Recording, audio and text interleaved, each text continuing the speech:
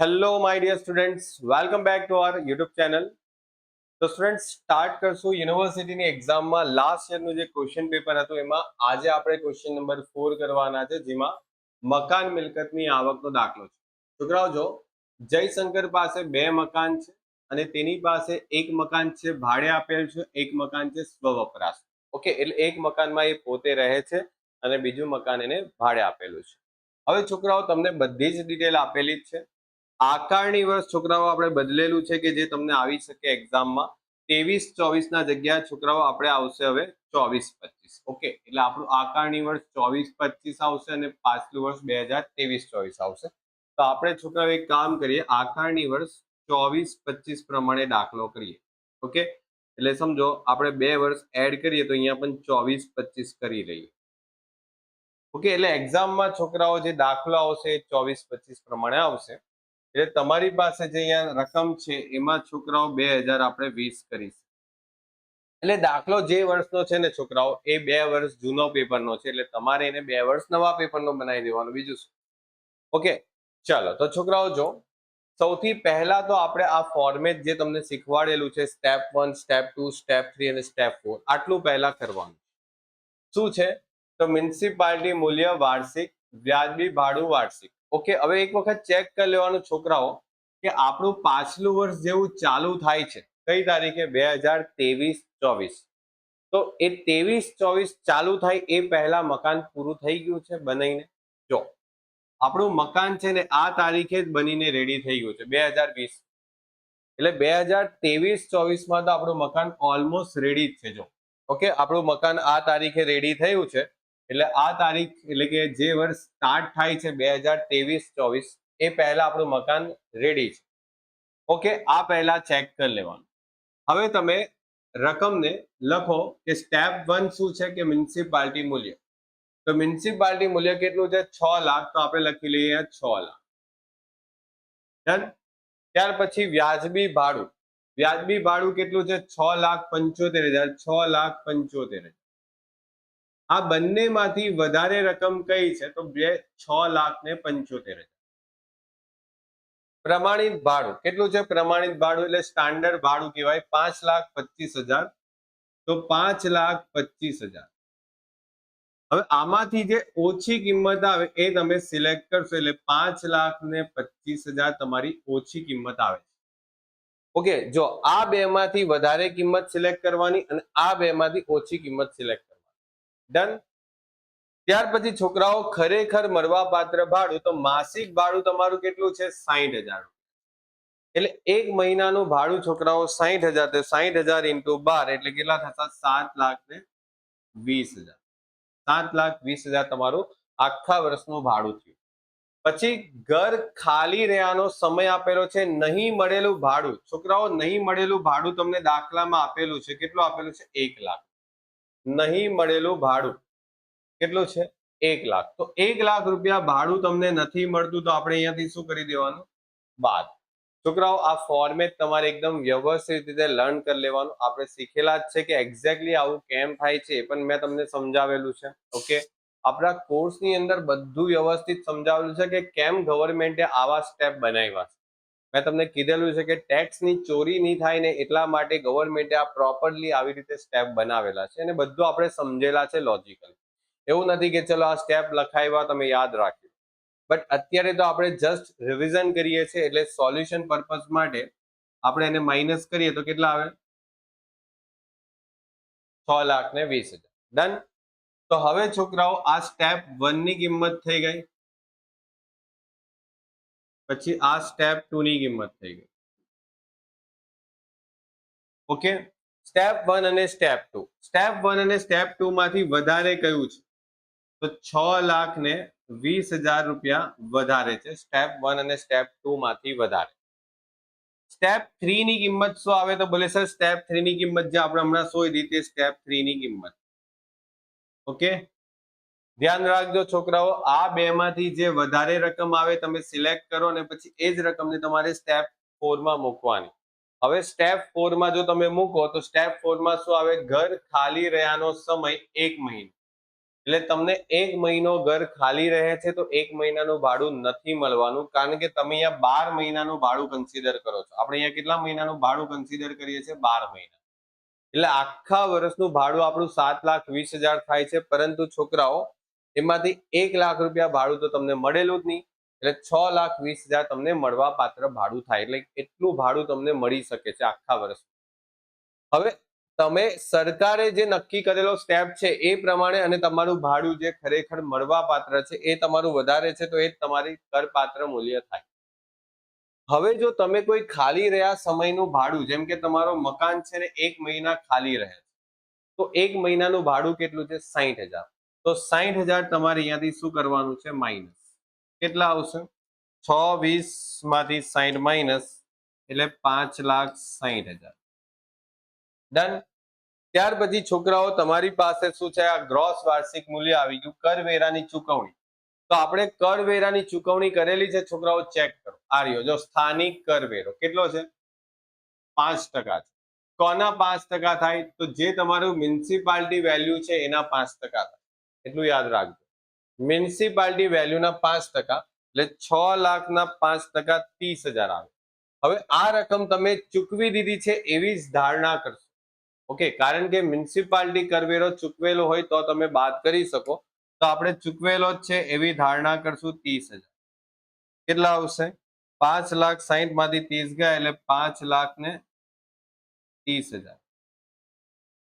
Done. ચલો, ત્યાર પછી છોકરાઓ તમારે શું કરવાનું છે? તો જે તમારું ચોખ્ખું વાર્ષિક મૂલ્ય આવ્યું છે એના તમારે 30% કરવાના છે, એટલે 1,59,000. એટલે આટલા રકમ તો છોકરાઓ તમારે ટેક્સ ભરવાનો જ નથી. ઓકે, આ તમારી ઇન્કમ થઈ, એમાંથી આટલા રકમ પર તમને કર મુક્તિ મળે છે, ટેક્સ ભરવાનો નથી. હવે તમે કોઈ પણ પ્રકારનું લોન લીધેલી છે તો યસ, આપણે લોન કયા પ્રકારની લીધેલી છે? જો પહેલા બાંધકામના સમયગાળાનું લોનનું વ્યાજ અને બાંધકામ માટેની લોનનું વ્યાજ. છોકરાઓ એક વસ્તુ સમજો, તમારે અહીંયા બે પ્રકારના વ્યાજ માઇનસ થાય. એક તો લોનનું વ્યાજ, એમાં ચાલુ વર્ષનું. ચાલુ વર્ષ એટલે કયું વ્યાજ કહેવાશે? આ તમારું કયું વર્ષ ચાલુ છે? 2023-24, જે તમારું અત્યારે દાખલા મુજબ પાછલું વર્ષ. 23-24 નું જે વ્યાજ છે એ તમારું પાછલા વર્ષનું વ્યાજ થાય, અને એ વ્યાજ તમને જો અહીંયા લખેલું જ છે કે બાંધકામના સમયગાળા માટેની લોનનું વ્યાજ અને બાંધકામ માટે લીધેલી લોનનું વ્યાજ કેટલું છે? બાંધકામ માટે લીધેલી લોનનું વ્યાજ તો છોકરાઓ 2,15,000 વ્યાજ છે. એટલે આપણે અહીંયા 2,15,000 ચાલુ વર્ષનું વ્યાજ તરીકે માઇનસ કરીએ, 2,15,000.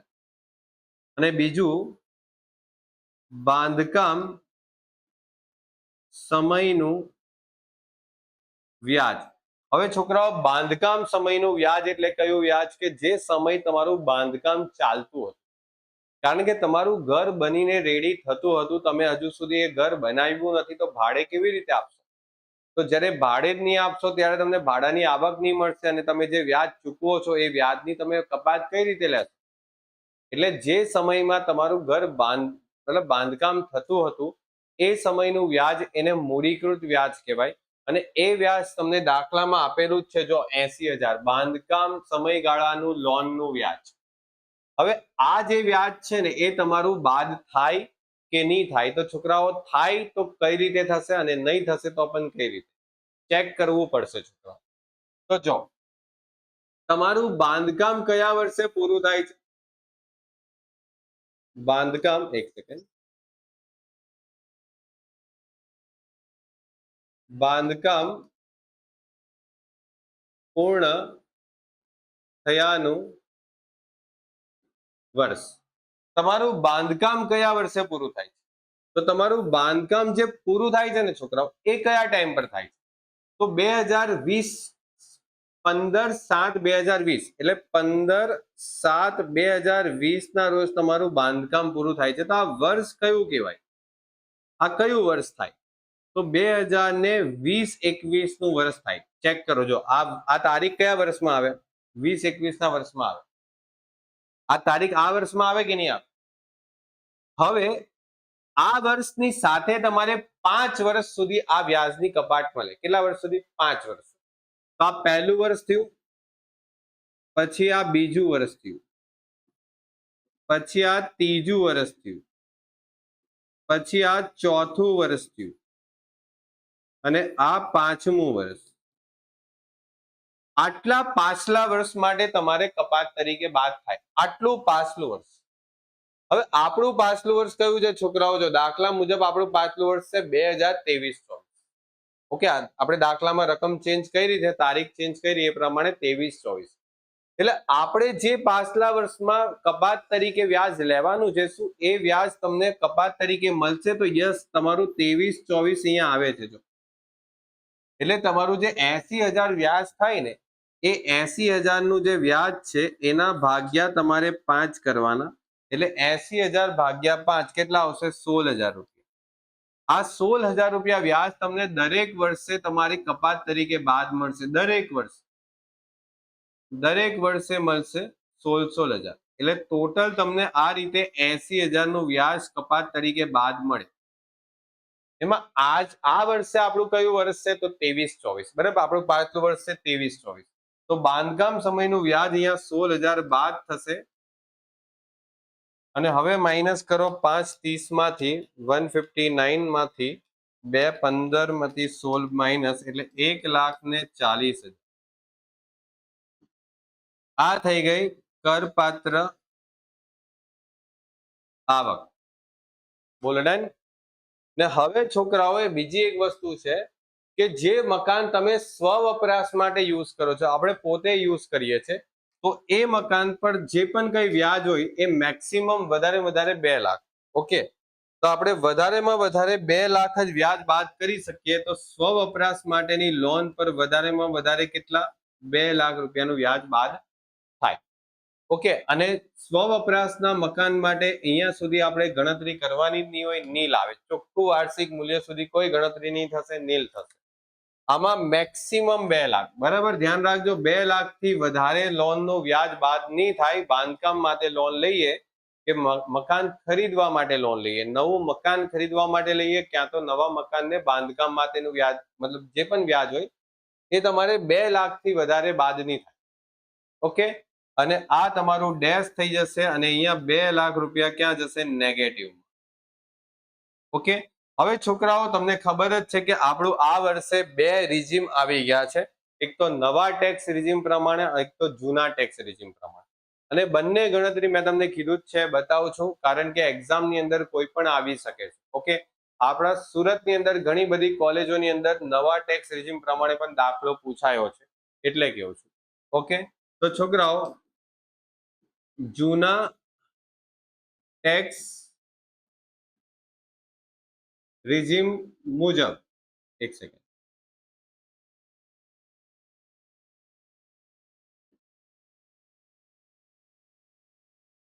અને નવા ટેક્સ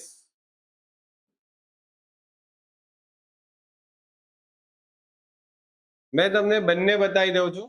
એક્ઝામમાં જે આવે તે, જો નવા ટેક્સ રિજીમ પ્રમાણે આવશે ને તો લખેલું હશે 115 BAC. શું લખેલું હશે? 115 BAC મુજબ ગણો, આવું લખેલું હશે. ધ્યાનથી સમજજો, 115 BAC મુજબ ગણવાનું, તો તમારે આ કરવાનું. અને જો તમને નહીં લખેલું હોય તો પછી તમે આ કરીને આવજો. તો જો મકાન નંબર 1 એમાં 1,40,000 ની આવક, અને મકાન નંબર 2 એમાં 2 લાખની ખોટ, એટલે તમારી ચોખ્ખી ખોટ બતાવાશે 60,000. ઓકે, તો અહીંયા લખશું મકાન મિલકતની ખોટ. ને નવા ટેક્સ રિજીમ પ્રમાણે જોઈએ તો છોકરાઓ મકાન નંબર 1 જે છે એમાં 1,40,000 ની આવક, અને મકાન નંબર 2 જે છે છોકરાઓ એ સ્વ વપરાશ. ઓકે, અને સ્વ વપરાશના મકાનમાં નવા રિજીમ પ્રમાણે જે તમને પેલી કપાટ મળે છે એ કપાટ નીકળી ગઈ. ઓકે, આ વસ્તુ આપણે ક્લિયર કરેલું હતું જ્યારે મેં તમને ચેપ્ટર ચાલવું ત્યારે પણ કીધેલું કે જ્યારે પણ તમારે નવા ટેક્સ રિજીમ પ્રમાણે આ ચેપ્ટરમાં દાખલો ગણવાનો આવશે તો જે મકાન આપણે પોતે યુઝ કરીએ છીએ સ્વ વપરાશ માટે, એ મકાનમાં તમારે જે પણ કંઈક વ્યાજની કપાત હતી એ વ્યાજની કપાત સરકારે કાઢી નાખેલી છે નવા ટેક્સ રેજિમમાં. એટલે 1,40,000 આ તમારી શું થઈ જશે? કરપાત્ર આવક. ડન. યાદ રાખજો, બંને વસ્તુ મેં તમને કરાવું એટલા માટે છું કે છોકરાઓ નેક્સ્ટ યર થી તો છોકરાઓ કમ્પલસરી નવા ટેક્સ રિજીમના દાખલાઓ જ આવશે. આ એક વર્ષ છે કદાચ જે તમારું જૂનું અને નવું બંને કદાચ પૂછી શકે. આપણે બંને શીખીએ તો એક્ઝામમાં તકલીફ નહીં આવશે. એવું તો કોઈ હાર્ડ છે નહીં કે બંનેમાંથી યાદ નહીં રહે. ઓકે, ચલો તો મળીએ નેક્સ્ટ લેક્ચરમાં નવા ક્વેશ્ચન સાથે. ત્યાં સુધી good bye and take care.